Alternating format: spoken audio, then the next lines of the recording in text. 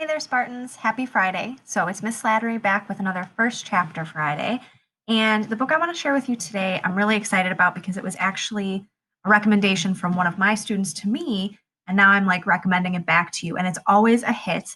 I've lent this book out a ton. In fact, last March when we first went into quarantine, I lent it out to a student who's just only now returned it to me and let me know that he's read everything this author's written. So I've never recommended this book and not have a good um, reception. And the book is called I Hunt Killers by Barry Lyga. And I believe it's part of a trilogy. I have not yet gotten around to reading the other two. But as you can see up at the top, it says it's a New York best-selling, or excuse me, down here, New York Times best-selling author. Up at the top, it's got the tagline there. And if you can't tell just by the cover and the title, this is a dark one. Okay, so if you are not into, the dark and twisty things in life, true crime, anything like that, this one might not be for you. But if you are, you're going to love it. Okay. So I'm going to go ahead and read you the back. The back looks like this. And then we'll jump right into chapter 1. Okay. It says, it was a beautiful day. It was a beautiful field, except for the body. Jazz is the son of the world's most infamous serial killer. And for dear old dad, take your son to work day was year round. Jazz has witnessed crime scenes the way cops only wish they could, from the criminal's point of view. Now, with bodies piling up in the sleepy town of Lobos Nod, Jazz must work with the police to prove that murder doesn't run in the family. Okay? And then it has some really good, recommendations from some pretty eminent people on the back. And this book is just one of those that I loved because it totally took me by surprise. When I first got it, I'm not going to lie, I saw the cover and I was like, maybe it's a little cheesy. I don't know. But what really makes this for me is the narrator. His like narrative voice, Jazz is his name. He's just like darkly funny. Like you wouldn't expect to be laughing as much as you do in a book about serial killers. But it's darkly humorous and it also really explores the psychology of kind of Jazz, his dad, their connection, and explores what happens when someone undergoes extreme trauma, which is what happened to Jazz as a young boy. Okay. So we're going to go ahead and jump into chapter 1 and get started. Almost. All right. And this is what chapter 1 looks like, so you can get an idea of what those pages look like. It says, by the time Jazz got to the field outside town, yellow police tape was everywhere, strung from stake to stake in a sort of drunken, off-kilter hexagon. The field was thick with cops, state troopers in their khakis, a cluster of deputies in their blues, even a crime scene tech in jeans and a windbreaker. That last one really impressed Jazz. The town of Lobos Nod was too small for its own official crime scene unit, so usually the deputies handled evidence collection at the scene.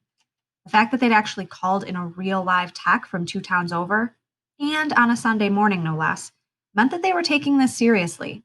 Some of the deputies were down on all fours, heads down, and Jazz was amused to see a guy with a metal detector just outside the crime scene tape, slowly pacing back and forth.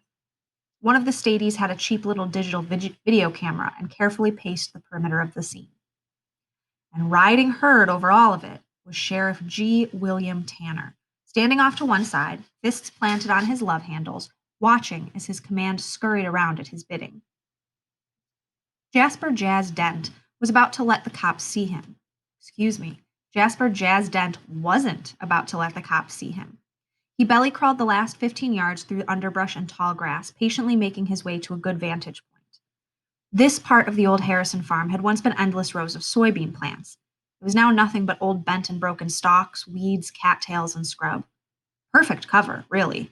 From here, Jazz could make out the entirety of the crime scene, helpfully demarcated by the yellow tape. What have we here? Jazz murmured to himself as the videographer, about 10 feet from the body, suddenly shouted out.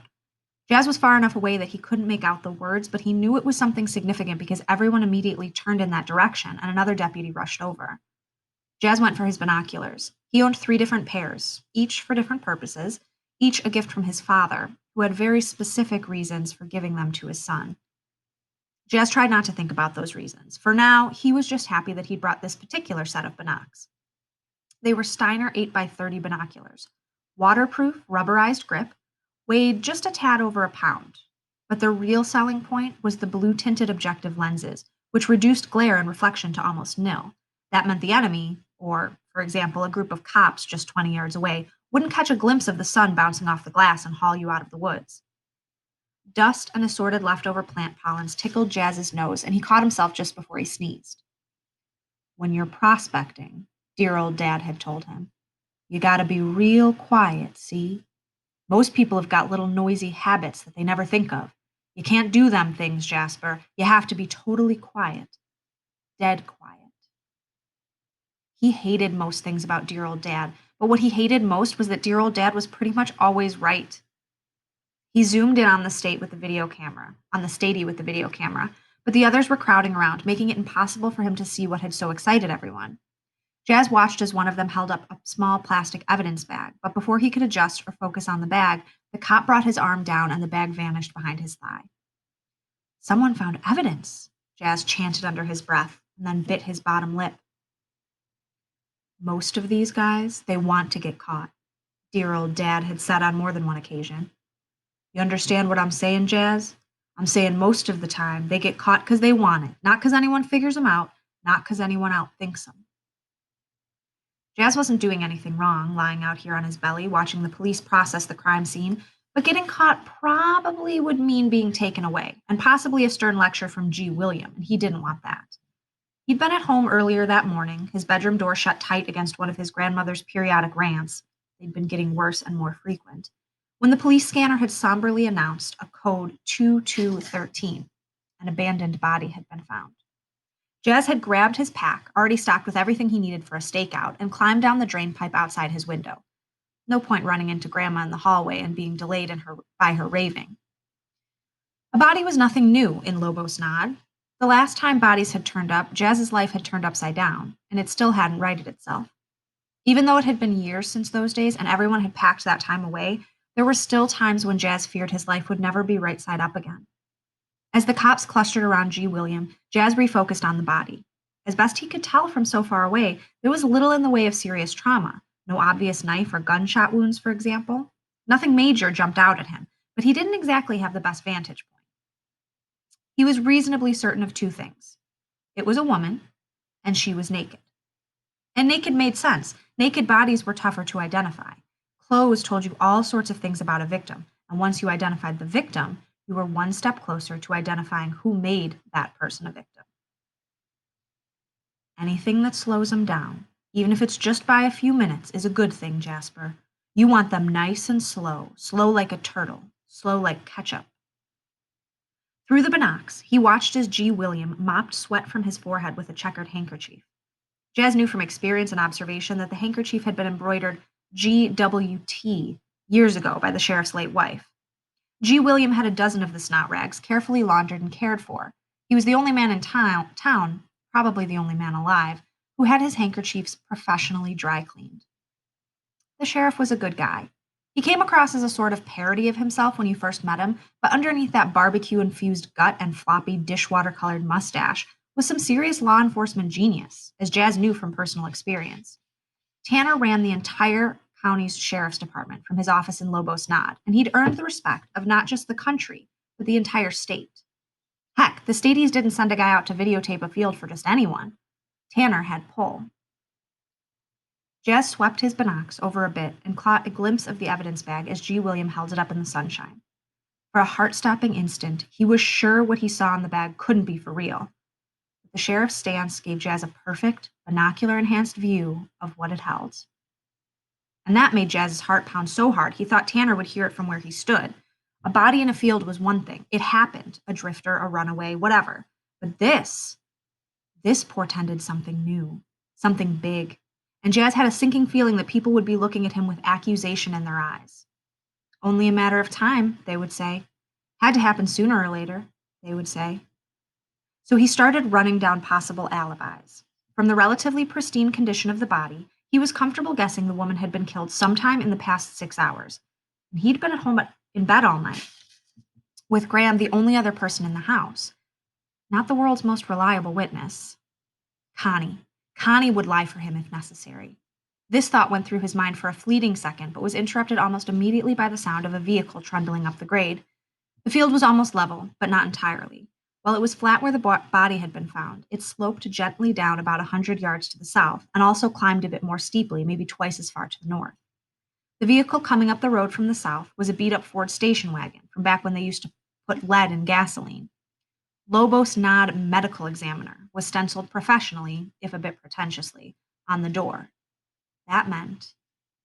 Sure enough, as Jazz watched, two cops approached the corpse with a body bag hanging limp between them. The preliminary crime scene examination was done. Jazz watched as a tech carefully wrapped the corpse's head, then did the same to the hands and feet.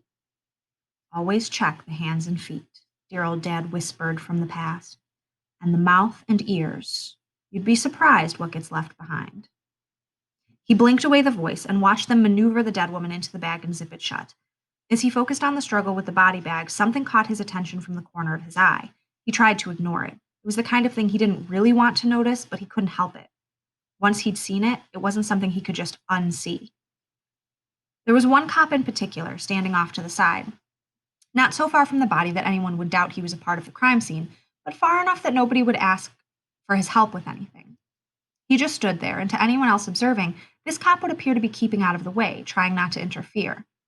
Jazz thought he knew all of the Lobos Nod cops on site, and even most of the guys from the surrounding towns. This guy was wearing a Lobos Nod uniform, but he was a stranger, and he was ready. That was the only way Jazz could describe it. Ready. Vulnerable. Easy. He was fidgeting just a bit, two fingers on his left hand idly toying with a rough patch of scuffed leather on his gun belt, near the canister of mace. He would be easy to take down.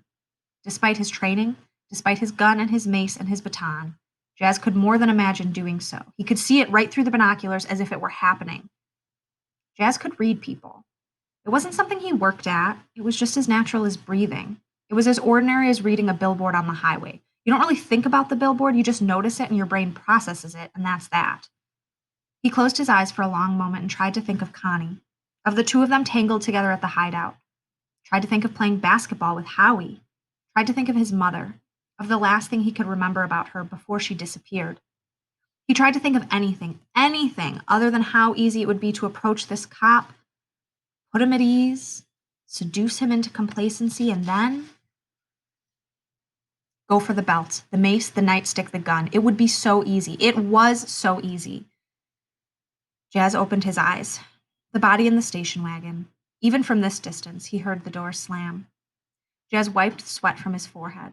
G. William was picking his way carefully down the grade toward the road and his car. The rest of the cops were staying on the scene for now. The evidence bag. Jazz couldn't stop thinking about it. And what he'd seen inside it, actually. A finger. A severed human finger.